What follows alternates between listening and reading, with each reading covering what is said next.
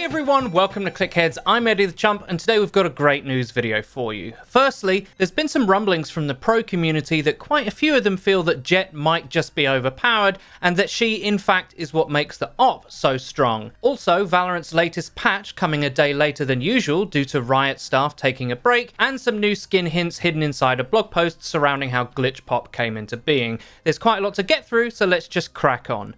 First things first, let's deal with Jett. Ninja had this to say on Twitter about her. Jett is the most OP agent at a high level in Valorant right now, and it's not even close. What's interesting is that Team Liquid's Scream also chimed in with this reply. Jett ult is my new nightmare for sure. Now, it's not all that long ago that Jett was considered a bit of a throw pick, especially at the highest levels. However, these two are not the only pros to express this opinion. On the latest episode of Immortal Minds, the Valorant podcast hosted by DDK and Sean Gares, TSM's Hazed was a guest. I highly recommend anyone who's interested in the pro scene for this game to go over to that channel and give them a subscribe, by the way. DDK and Sean Gares are, for my money, in the S tier of casters and analysts for this game, both having a great pedigree coming over from Counter-Strike. On this show, Hazed was giving his account of how TSM overcame Sentinels at the FaZe Invitational, but the conversation eventually transitioned onto game balance, the op, and other subjects. I'm just going to play you this short section where Hazed pinpoints exactly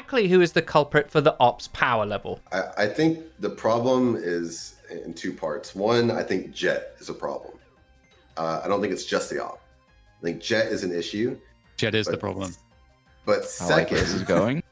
What they can do is they can take these aggressive angles and be virtually safe on these angles, because when they hide behind the box, you can't just like chunk a bunch of utility at him and kill him.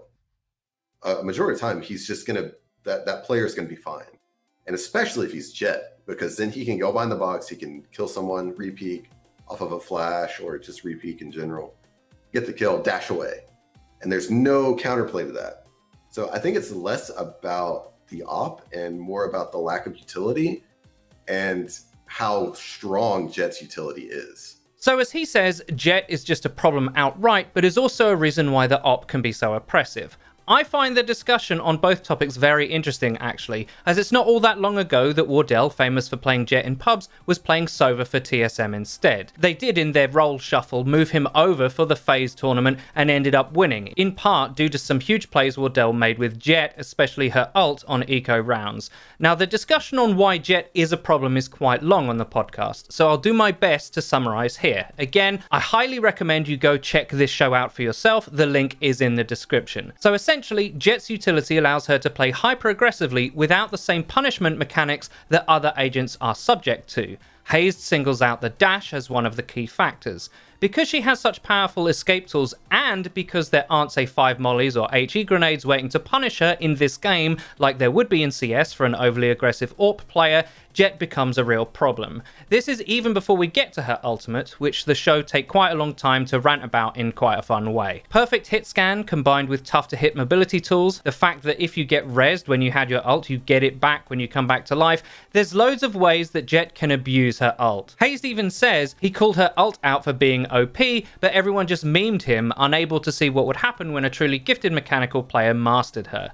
They talk about possible nerfs for it, like range limitations in line with, say, a sheriff, or the ult only resetting if you get a headshot kill, etc. Suffice to say, a lot of the pro community thinks Jett can and is developing into a real problem for the game. One context that we know from Morello is getting a nerf is the in-air accuracy of shotguns, something Jett players also get to abuse. Wardell often uses a shotty on pistol at the pro level specifically because of this. We do know that the judge is getting tweaked, but it wouldn't surprise me if the shorty got touched as well. Now here's the thing with this Jett discussion, I'm a bit hesitant to instantly agree and join the chorus for nerfs. This is because she's only just started becoming really potent in the pro scene. For a long time, she was considered not strong enough. Yes, TenZ has played her to great effect, even against TSM, others too, but this last tournament was the first time, really, that she actually won anything significant in North America, and it was a super close overtime win on winner's side of the bracket. She has always pub stomped, especially with her ult and mid-air shotgun cheese, and the reality is, her kit does nothing except empower the most gifted mechanical players. Now, I do hear the pros' arguments of there's few outplay options for when a Jett player does Jett things to you. I agree, we've long said on this channel, the op isn't OP, there's just not enough utility to deal with it in some cases. However, this is the kind of thing that happens with a game like Valorant when talking about play at the very highest levels. I do not play at this mechanical tier. I do not play against Jetts as good as Asu or Tens or Wardell, and the fact is, most of us don't. So the problems they're referencing impact us in a way less significant manner.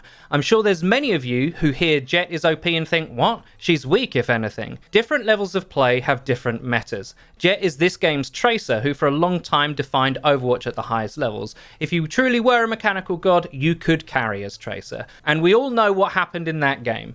Frito put out this S-tier tweet referencing this earlier, and if I'm slow to jump on the Jett nerf bandwagon, this is perhaps why. I've seen carry characters get destroyed by nerfs, or whole heroes added in to protect plat supports fed up with dying to them.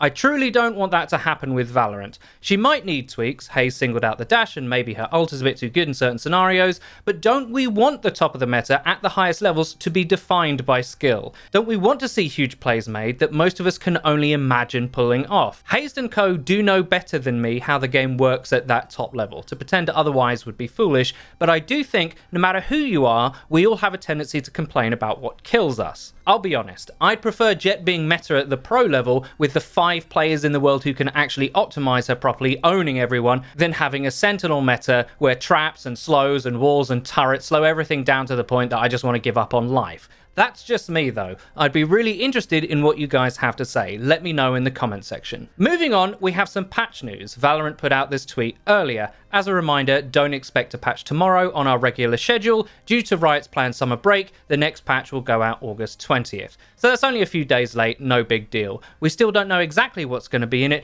but we do have a bit of info that we can reasonably speculate with. In my interview with Morello, we talked about Raze not being exactly where they want despite the nerfs, Sage probably getting nerfs at some point. In other streams, he's also mentioned Cypher as a likely recipient for tuning, Breach 2, maybe all flash utility. I don't expect all of that in this patch, but I'm crossing my fingers for flash buffs. I don't think the op will get nerfed directly. I could be wrong about that though. The Judge is probably getting its mid-air accuracy tuned, however, as there's been enough hints about that over a long enough period of time. It'll either be one of those patches that contains very little, or it could be quite substantial. As they note in their tweet, it's the first patch since they went on their summer break, so maybe the next one is where the hefty game balance patch comes in. Morello has even dared to take time off for himself from streaming, the very cheek of it. Who does he think he is? Some kind of human being?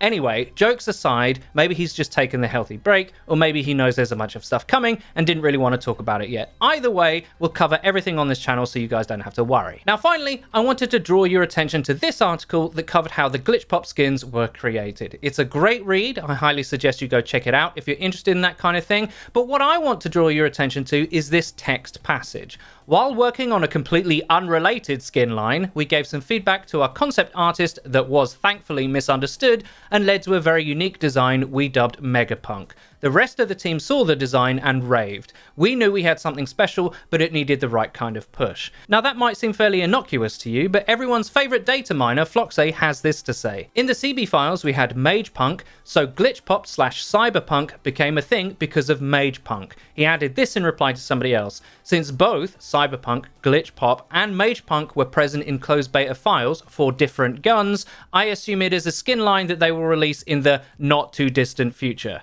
I think it's safe to say that one thing that will definitely be in Thursday's patch is new skins. By what Floxay says here, I'm going to assume we might see what Magepunk turned into. New skins are always exciting, although my wallet is currently not talking to me anymore, having suffered so much abuse recently. I'm just going to be brutally honest though, any new collection that doesn't have a Vandal, Phantom or Op skin is dead to me. I don't care how cool they are. I never buy the Bulldog or Guardian in-game because they're trash, or more accurately, I'm trash with them. So you could make the best skins available to humanity for them and I wouldn't purchase them. If they're in a bundle with actual guns I use all the time, then sure, you might tempt me. Otherwise, nah, you're good fam. Either way, we'll cover them for you guys when they inevitably get data mined, so there's that to look forward to.